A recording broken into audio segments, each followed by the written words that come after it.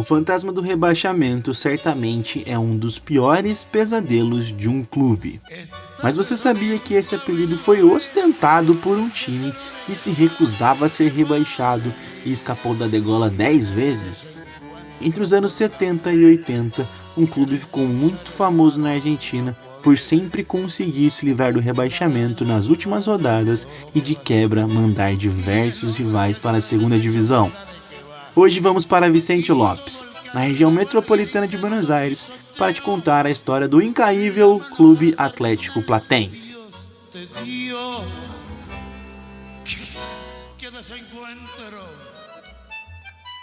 O Platense integra o seleto grupo de times que deu o pontapé inicial ao profissionalismo na Argentina em 1932.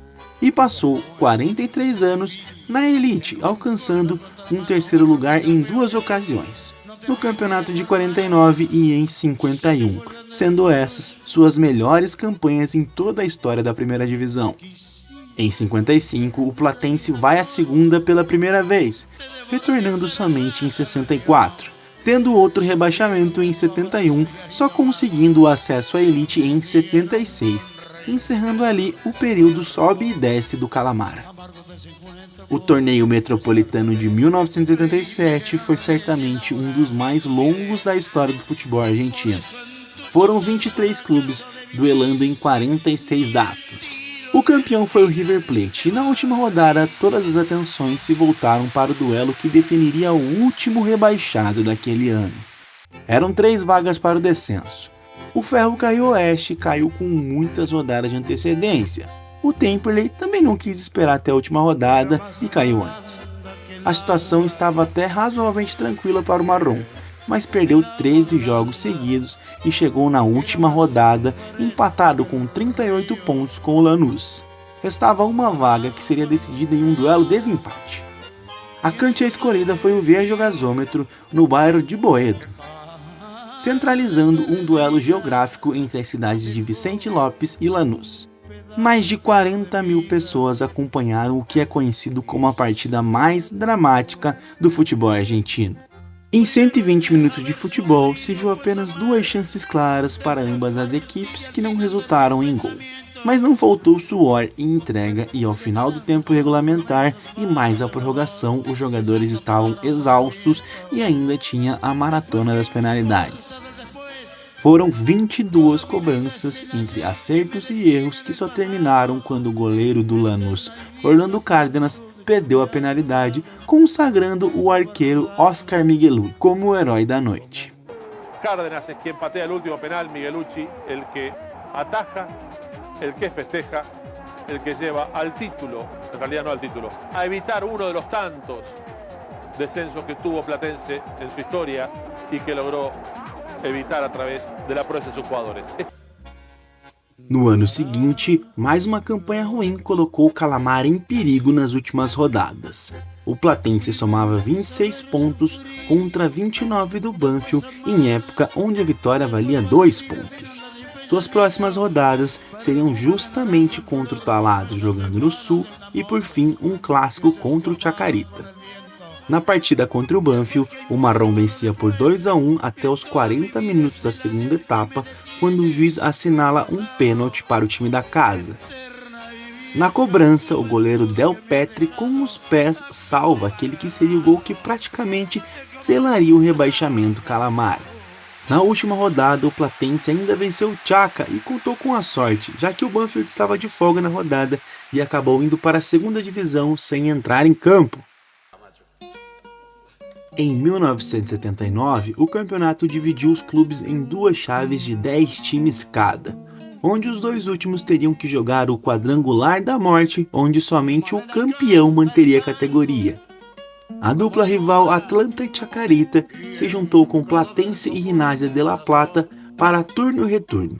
Este torneio tem bastante importância na história do Platense, pois além de manter-se na elite, rebaixar 3 rivais, ainda inaugurou seu estádio, o Ciudad Vicente Lopes, na partida de estreia contra o Gimnasia, em um empate em 0-0.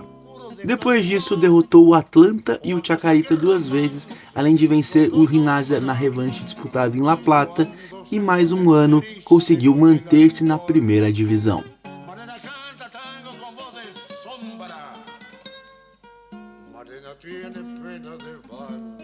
Se em 1980 o clube de Vicente Lopes surpreendeu ficando na terceira colocação a 1 ponto do vice-campeão, o rival argentino Júnior de Diego Armando Maradona, a saga continuou em 1981. E após um sprint final, vencendo Estudiantes de La Plata, Vélez Sarsfield, San Lorenzo, Colón, o Marrom abriu 3 pontos de vantagem e mandou o San Lorenzo para a segunda divisão.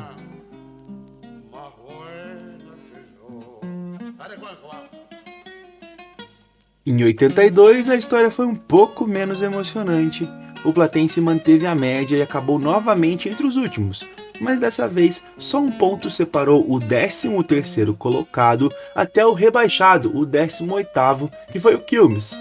O Platense ficou nesse meio, em 14º lugar, e se salvou novamente. Uma novidade para o ano de 1983 é o retorno dos promédios. Em um campeonato com 19 times, 2 seriam rebaixados pelo coeficiente das suas 2 últimas temporadas. O Platense não tinha muito espaço para erros. Sendo assim, o Marrom fez uma campanha razoável e conseguiu se classificar para o mata-mata do torneio nacional, caindo nas quartas de final para o Temperley. O clube terminou na 11ª posição no campeonato argentino, e com este resultado conseguiu a pontuação e viu outro gigante cair. Dessa vez, o Racing Clube foi para a segunda divisão, junto do Nueva Chicago, naquele ano.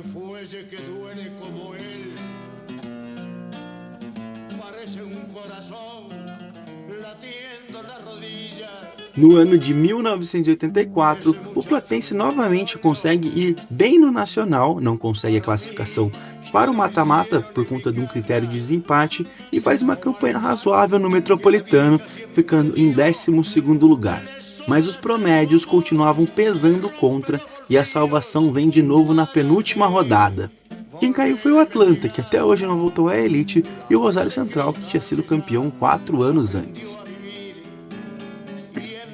Após o torneio nacional de 1985, o Metropolitano é substituído por um campeonato de temporada europeia, só finalizando no meio do ano seguinte. Dessa vez, a equipe vai mal nos gramados com um antepenúltimo lugar pesando contra os bons promédios acumulados. Mas se supera quando parecia condenado. As 4 rodadas finais reservam um clássico contra o Argentino Júnior, que à época era vice-campeão mundial, onde o Platense acabou derrotado, mas se recuperou, buscando um resultado que estava 3-1 para o San Lorenzo, terminando em 3-3, e um 2-0, marcando os gols nos últimos 15 minutos de visitante contra o Independiente. E para completar, a saga memorável conquistou um empate em 4-4 com o campeão de tudo à época, o River Plate. Após estar perdendo por 3-1, o Calamar conseguiu somar os pontos necessários para se salvar naquele ano e rebaixou o Huracan para a segunda divisão, que foi para a B junto com o Chacarita. Fazer milagres se tornou uma rotina para o Calamar naquela época. Era a 8ª salvação em 9 anos. O fantasma do rebaixamento em forma de time. O Platense fez muitas vítimas. O Ferro Carril Oeste, Temperley, Lanús, Estudiantes de Buenos Aires, o Banfield, Chacarita, Atlanta, Rinazes Esgrima de La Plata, o Tigre, All Boys, San Lorenzo, Colón de Santa Fé, Sarmiento de Junín, Quilmes, Racing Clube, Nueva Chicago, Rosário Central, novamente Chacarita e Atlanta, e por último o Huracan. O programa Sin Nombre do canal Torneios e Competências conta com um personagem no seu elenco chamado Severo Benítez, um simpático torcedor do Platense de 88 anos que cantou a música que ficou muito popular entre os calamares à época. El fantasma del descenso, exactamente. Porque entre el 70 y el 2000... Oh, no, ¿cómo era la canción? Que no nos podían mandar a la vez nadie. ¿Cómo era la canción de Y Calamar? nosotros cantamos... Todos nos llaman el fantasma del descenso, pero a Platense de primera no se va. Todos los años aparece un pichinuevo. ¡Vete, ¿Qué pasa? Mirá cómo se va.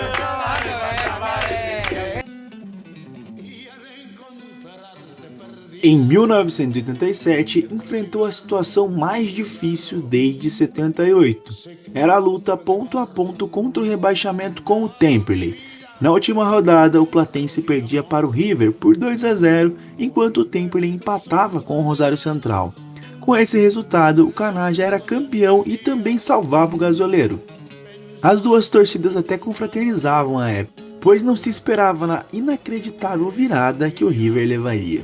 No entanto, faltando 20 minutos para o final da partida entre Platense e River Plate, Miguel Ángel El Pampa Gambier entrou e marcou 3 gols nos últimos 15 minutos, dando a vitória por 3-2 ao Platense e assim forçando uma partida de desempate com o Temperley.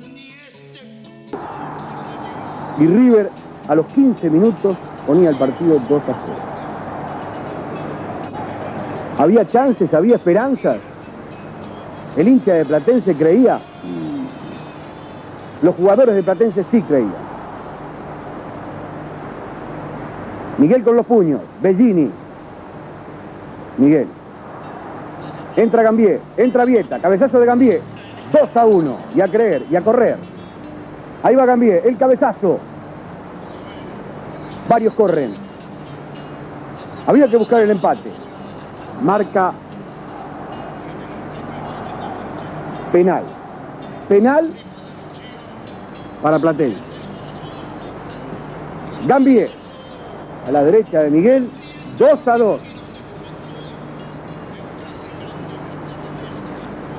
Vamos que se puede, vamos. Y la lleva Gambier. Había empatado Rosario Central.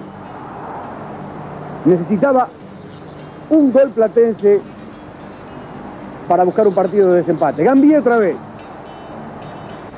Platense dominaba, bien Calipo. Espina. González, con todo Platense. Miren cuántas camisetas blancas en el área. Gambier le pega. Sí, el gol de Platense 3-2. Qué bueno lo de Calipo. En la mitad de la cancha para Espina. Espina para González. Ataca con todo Platense, se defiende con todo River. Gambier que le pega como viene, 3-2. Era el final del partido. O duelo final foi disputado no estádio Thomas Adolfo Ducó, terminando com uma vitória do Platense por 2-0, que mais uma vez escapava do rebaixamento e dessa vez mandava o Gasoleiro para a segunda. Esta partida entrou para a história do futebol como o primeiro registro de um jogador expulso por tirar a camisa para comemorar um gol. Carlos Alejandro Alfaro Moreno fez o ato que foi repetido diversas vezes ao longo dos anos no segundo gol do Platense.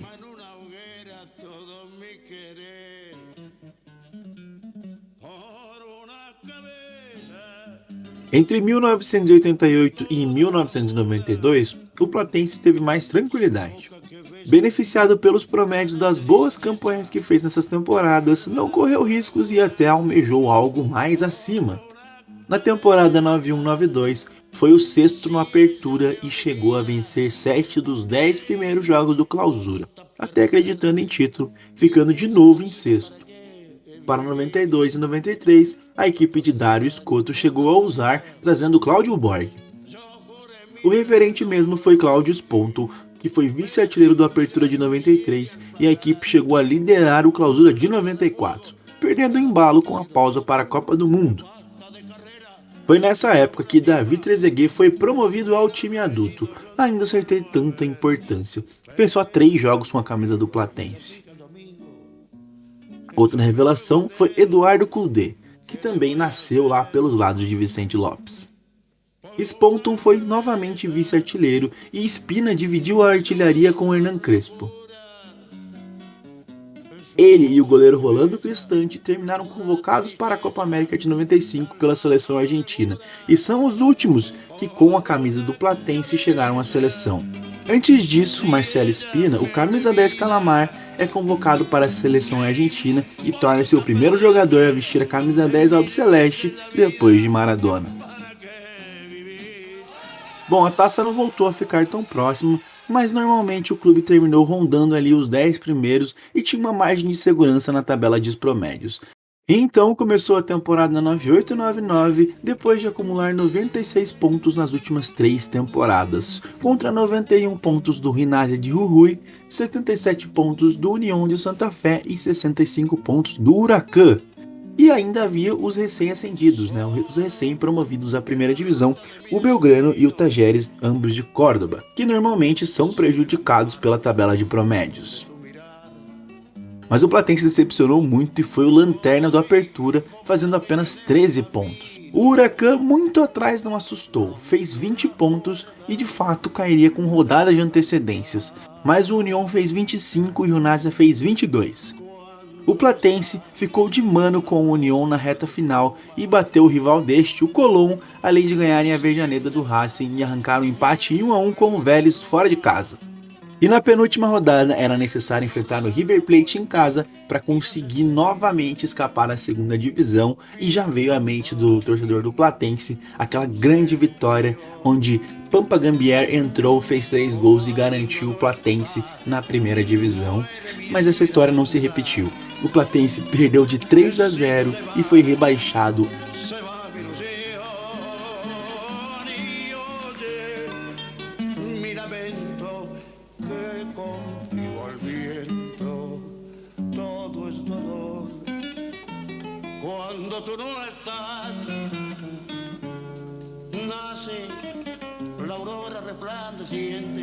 Bom, depois de finalmente rebaixado, o Platense ficou mais 22 anos pagando uma dura segunda divisão, com passagens pela terceira.